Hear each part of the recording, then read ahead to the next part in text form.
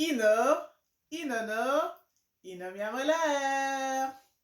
Mon conseil pour ce mois-ci, se faire un bilan. Alors aujourd'hui, je vous parle du bilan après 6 mois. Donc, nous sommes déjà au mois de juillet. Qu'est-ce que je mets dans mon bilan? Alors, dans mon bilan, je mets les choses positives qui me sont arrivées, les choses négatives qui me sont arrivées, les imprévus, les surprises. Par exemple, je vais avec le mois de janvier. Alors, au mois de janvier, j'ai eu une réparation dans la voiture qui était imprévue. Une belle surprise pour la reprise de la natation pour les enfants. Quelque chose de positif qui est arrivé en janvier. Une sortie en famille. Quelque chose de négatif. Je pense à rien pour l'instant. Chaque mois, tu écris des choses positives, des choses négatives.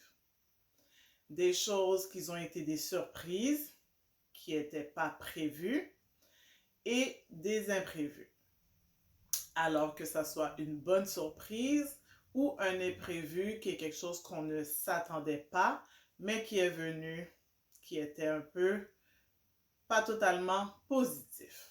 Une fois avoir écrit tout cela sur ta feuille de janvier à juin, positif, négatif, imprévu, surprise, tu peux voir comment a été ta première partie de l'année 2022. Alors peut-être que tu vas ressortir plus de trucs négatifs, plus de trucs positifs, plus de surprises. Alors c'est vraiment à toi d'évaluer comment ta demi-année s'est passée et comment tu veux planifier un peu les 6 mois à venir.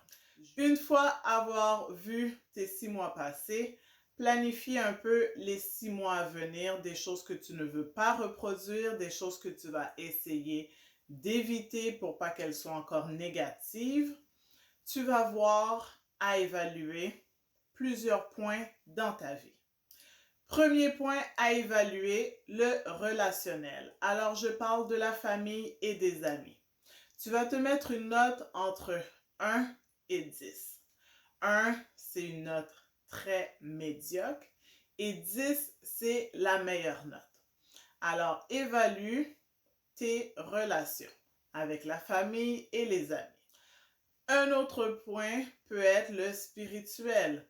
Ton temps de prière, de consacration, l'adoration, la louange. Ensuite vient le point de la santé. Comment tu prends soin de ta santé de 1 à 10. Après, sur le plan financier, comment vont tes finances? Ta carrière. Alors, comment va ta carrière, ton travail, ton emploi, ce que tu fais comme travail? Aussi, évaluer ton style de vie. Tes apprentissages, tes loisirs, tes sorties, est-ce que tu en fais trop, pas assez? Et le dernier, le développement personnel. Tu évalues ça de 1 à 10. Est-ce que tu fais de la lecture, tu apprends des nouvelles choses, tu suis des nouvelles formations? Alors, c'est vraiment une évaluation sur tous les plans que j'ai nommés avant de 1 à 10. Une fois que tu as fini d'évaluer toutes ces choses-là, de 1 à 10, tu peux voir les notes que tu t'es mises et pourquoi. Alors, dans les 6 prochains mois, tu veux augmenter ces notes-là pour aller de mieux en mieux et avoir des 9, des 8, des 10 si tu te trouvais dans les 5, 6. Si tu te trouvais dans les 2, 3, ben peut-être ton objectif va aller vers les 5 et les 6. Alors, c'était mon conseil pour ce mois-ci, de faire un bilan. Je vous dis à la prochaine!